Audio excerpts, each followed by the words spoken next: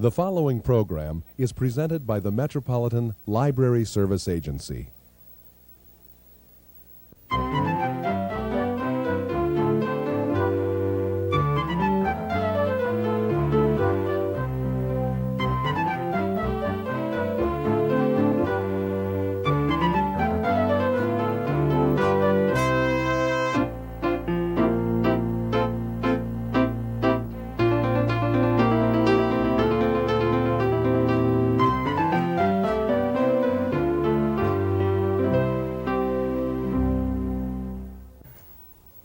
Hello, welcome to All About Kids, a program focusing on the interests of children and young people and some of the issues affecting them.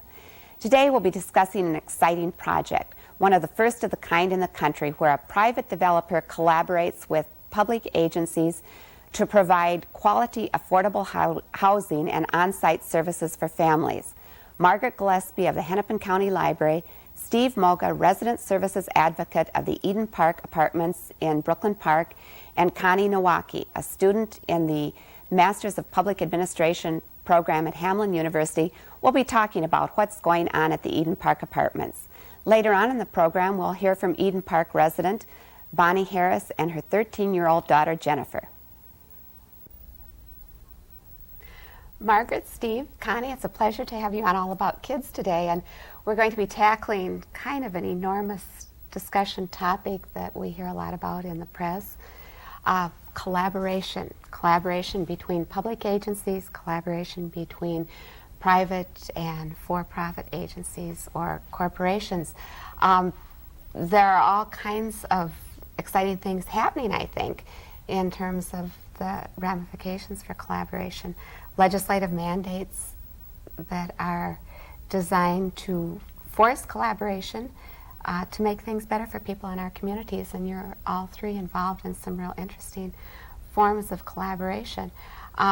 Margaret, you're a librarian with Hennepin County, and lots of times people say, well, what's the library doing? What role does the library play in helping solve some of the problems that are going on? And you and Steve are working together on an interesting project. And Connie, you're a student of public policy and have some really unique perspectives. So, Steve and Margaret, why don't you talk a little bit about what you're involved in and tie it into the larger issue of collaboration? Okay. Well, since Steve first broached the library on working together on a project that Eden Park was doing, and I needed the collaboration of a lot of organizations in the community, Northwest Human Services, SEEP, and the library, we found that was kind of an exciting event to be participating in. And one of the unique features of it is that it's a collaboration between public sector, private sector organizations. I'm going to let Steve speak to that because it's really the Eden Park project that is the center of at least what we're working on right now. So, well, my job is Resident Services Coordinator, which means that I work for the residents at Eden Park Apartments. And one of my responsibilities is to bring together programs like the library, like the Boy Scouts and the Girl Scouts, or the YMCA, or various different community organizations to Eden Park. And Eden Park is an affordable housing development. The residents that live there have to make below a certain income. And a lot of agencies are anxious to reach out and to get into the community and to do things on site. And my position involves working with those agencies like the library to bring services and programs and resources to Eden Park residents. Can you back up a little bit? And now it's the public sector, private sector venture, and the public sector part is the city of the apartment complexes were purchased by the city of Brooklyn Park and real estate equity. Right. So how does they're owned jointly. Eden Park Apartments is owned together by the city of Brooklyn Park and by a management company, Real Estate Equities, and the management is done by Real Estate Equities. So the city is a partner in the ownership and has a lot to do with some of the financing and even some of the everyday workings, but primarily the management is done by a for-profit company, my employer, real estate equities. Okay, they are the ones that pay you. Right. Now, how do you think this is going to make a change? Do you think a for-profit company is going to go in there and be able to be more economical, more efficient, expect more perhaps of the people who are working there? I think that's part of it. They have a lot of experience in managing apartments, and they will bring that experience. They bring that experience now, as we speak, to Eden Park. So I think in terms of economic efficiency or quality management, that real estate equities can do that. And I think real foundation of it is that it's more than just real estate equities. It's working together with the community, with lots of different organizations, and that sort of cooperation is what will make the difference. I think the goal is to make Eden Park a place that will change people's lives, where it feels like a neighborhood, and that people are they're glad to live there, and they talk to their neighbors, and it's a affordable and a safe and interesting place to live. What's happened to people who are working in the public sector as this sort of privatization is taking place? Do you think it's a little bit threatening to some of us who work for public service tax-supported agencies? Well, my experience has been primarily with the staff at the City of Brooklyn Park, and they have been really active and enthusiastic about the program. Brooklyn Park started several years ago to get involved in the apartment complexes in the city and to make what they felt were some needed changes. The crime had become a serious problem, and the apartments were starting to get run down, and they made the decision that investing in apartments was investing in the entire city.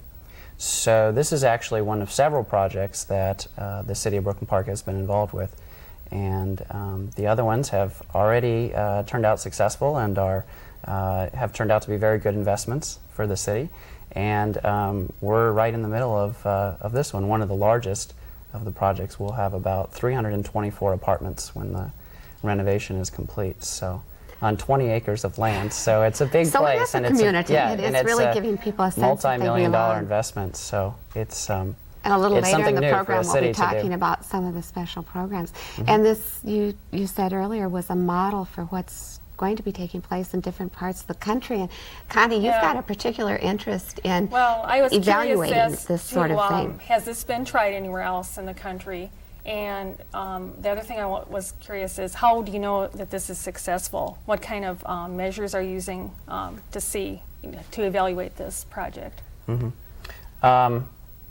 To tell you the truth, I don't know that it's been tried anywhere else in the country, and everything feels new to me and new to almost everyone else that's involved. So we're trying to create a model, if you will, of for-profit companies working together with community organizations.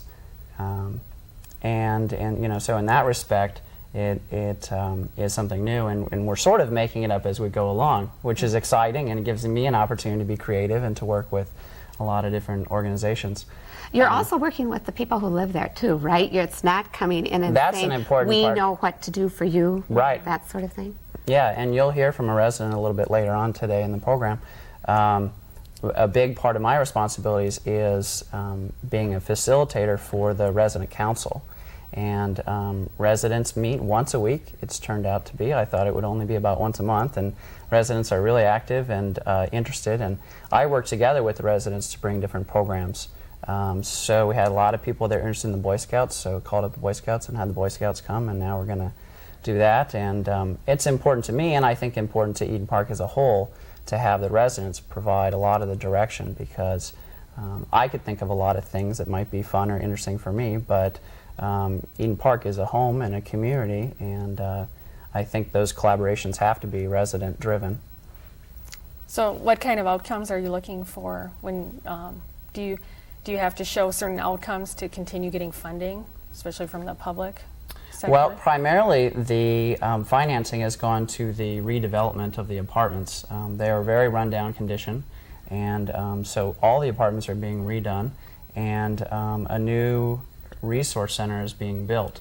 So in terms of specific grant money or things like that to finance the project or the resident services program. We're in the process of developing those sorts of collaborations or working with foundations or things like that. How should I say, the outcomes that we'll measure by are going to depend on the individual programs. One thing we're thinking about setting up right now is an after-school program, and we'll look at things like school attendance and grades and maybe the number of fights on the playground, or a variety of different things to see that kids are getting to school, they are in an environment where they're comfortable and can learn, and teachers can teach.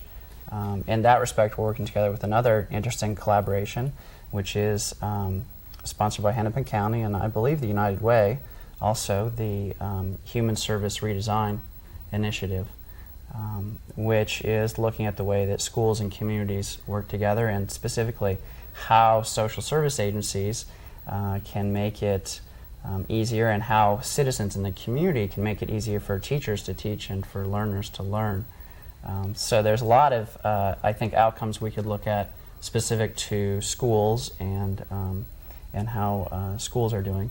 Another one you might look at would be the crime rate, and crime has decreased in Brooklyn Park in the last 3 or 4 years and has decreased at Eden Park. There are a variety of measures, I think, that would be important to look at. But as I said before, it's going to depend on the individual program, and there's a whole score of them that I think going back, this is a whole part of the systemic change that needs to be happening, and you mentioned the School Human Services Redesign Initiative, which is sponsored by both the Minneapolis City Council, the Hennepin County Commissioners, and the United Way, which certainly the library is a part of. But I think that redesign initiative was, again, came about because of the Minnesota legislature's interest in seeing that communities and tax-supported agencies really started to make some changes and just didn't perpetuate the bureaucracy. And Margaret, as a librarian, we have to talk a little bit about another one of the interesting things that happened in the 1994 legislative session. Senator Sandy Pappas was among the legislators who recognized that the public library did fit into some of the collaborations in terms of learning readiness, literacy, lifelong learning. We are there in every community as a place where people can go. And because of the leadership of Pappas and other legislators, the library is now being brought into some of the family service planning, collaboration, and initiation grants. That you can't wait for people to come to the library, that we have to go out with our services. So you have GED facilities available, or take part in the lunch programs through providing story time or literature-based opportunities for people. But in addition to work with the children, and I guess I see this as part of our role, but also a lot of the other organizations that are involved in that resource center, that activity center, which I drove by the other day, and it really is elaborate. I mean, it's wonderful to see that. 7,000 square feet of resources. Like when you balance your programs, what are you offering for the adults too? For instance, now in 1994, there's a lot of trying to strengthen the roles of women, and crime prevention, and violence that people are trying to work against. And so are you dealing with any of those issues for the adults or the teens in these complexes, and how, what groups might you be working with, or how might you be addressing those issues if you are? That's something that both I'm interested in and the residents are interested in. Specifically about women's issues, we've had 3 or 4 residents who have started to meet to talk about forming a informal group for women to meet. It will be nice when we have the new resource center, because it'll be a good space, and a variety of different meeting rooms and things like that. And that's one of the things that I think is a good example of how a lot of the activities that I would like to see come to Eden Park should be resident driven, and that is something that has just started up. I thought it might be a good thing, but it happened without any of my well, then people buy into hands-on the work. program. It's something that they've helped design, and that Sure, makes it much sure. more. So in that sense, there is that women's activism or support group, if you will, for women. For teenagers and for adults in general, I think some of those same sorts of things will happen. I started in February. We're still in the middle of a huge construction project, so things are developing surprisingly quickly considering everything that's going on. And there's been a real emphasis on the kids during the summer when school is out.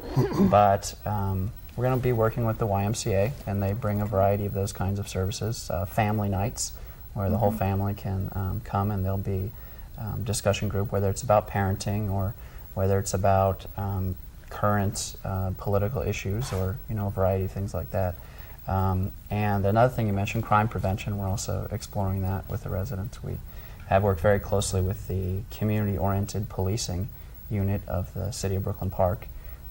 And they know a lot of the residents and have been willing to bring their time and do some of that crime prevention work. In a nutshell, too, I have so many questions. And I could talk forever. Yeah. I mean, it's an exciting project. What about, there's another whole set of apartments across the street that actually is in the same dilemma that Eden Park was in, and haven't taken the steps maybe to come to the same point. What do you see as the spillover effects from this, or is there any relationship between what's going on in Eden Park and other potential involvements of other apartment units in this, or does it have a negative effect on it because people's friends are in another setting, or what are the spillover effects, or haven't you gotten into? And following up on that, can the people from the other side of the street come over and partake in your activities? I think a big part of the changes at Eden Park have to do with the changes in the area in general. It's a personal priority of mine to get around and talk to the managers and to some of the residents at the other apartments. I would just have to guess, but I'd say there's maybe more than 600 or 700 apartments just in a very small area there. And certainly people make friendships across the street, or whether it's called one apartment complex or has a different name or whatever. So that's an important goal of mine. There'll be some limitations, for instance, with the pool. If you invited people from 700 apartments to swim in one pool, you very quickly get overcrowded. So, of course, we'll have some limitations in a guest policy and things like that, just for the sake of management. But I think one of the reasons why the city has decided to invest in Eden Park is a desire to turn the whole neighborhood around. And I think it will make a big difference. And I've been surprised and happy to work with the other managers in the area. They've been real positive about what they see happening. Well, I'm sure that that's sort of a friendly competition that people will begin to demand or request this kind of service. And collaboration, not competition. Well, this is a fascinating discussion, Margaret. As you said, we could go on, but let's stop now and hear from a couple of the residents that you're working with, Steve. Okay. Jennifer and Bonnie, we're glad you're here to talk a little bit about some of the things that are going on at Eden Park. You have been living there for 13 years. That is correct, yes. So you must have seen all kinds of different things happen. What was it like when you first moved in? What happened, and now what's going on? Well, a lot of crime, with drugs and loud parties, never any control over anything. The police would hardly come. Was that scary for you to let Jenny yes. play outside? I wouldn't let her or play even outside be in the alone. yard? Whereas now, I can feel comfortable with her going outside to play. How has this made some of the other residents feel? Do you think people who didn't want to have some guidelines have just moved away? Actually, maybe not moved away. Well, you mean with the new? With the new partnership and collaboration? Well, some of them and did, owners? because they didn't want to stick around for all the renovation. So how long has the renovation been going on? Let's see. Seems like forever, doesn't it? Forever. It started this winter in January, I think. Yeah. And some people had to move first before the construction could start. So it really about October, November. So finally you're having new appliances, everything is Everything is painted, new. you don't go out in the hallway and there are no light bulbs, everything is Right. fresh and clean. And Correct. people feel like they want to keep Like a taking home. care of it, a home. Oh, definitely. Because, I mean, everything is brand new. I mean, we've got brand new stoves, refrigerators. They also put brand new washer, dryers in the laundry rooms. Everybody's got a dishwasher. They put in lighting, ceiling fans in the dining area, brand new air conditioners, brand new balcony doors and windows, blinds. I mean, everything is in the brand new carpeting. They did some new things in the bathroom, so everything is totally new, and it's more of a modern, up-to-date look. So again, people feel like it belongs to them and they want to take care of it. Now you've lived there for this long, but you're now on the Residents Advisory Council, and so you're actually helping make some of the decisions about what goes on. You work with Steve, Right? And how does this feel? That's kind of a dumb question, but you feel like you are able to say this isn't working right, or to go to the management and say this is what we need. You have a voice, some power. Right, that is true. Or if any of the other tenants, you know, say like each one of us on the Residents Council, we've tried to get everybody, one from each building, to like be a mediator, to talk to the residents in their building. And if they've got any questions or concerns, we can take it to the council. Well, for instance, somebody's having loud parties all the time or lots of music in the middle of the night, then you can go to them and say this isn't working out. Or Right. We can go to them or to the main office, you know, and mention it to them. One of the problems that we've run into is that we have so many activities and so many changes, and you have to move your car from here to there, and the Girl Scouts is meeting on Friday, and you know there's so many things to try to communicate that as part of the resident council we wanted to be sure that we had one, we're calling them building representatives, one rep in each building as a way to communicate better with the residents that live in that building.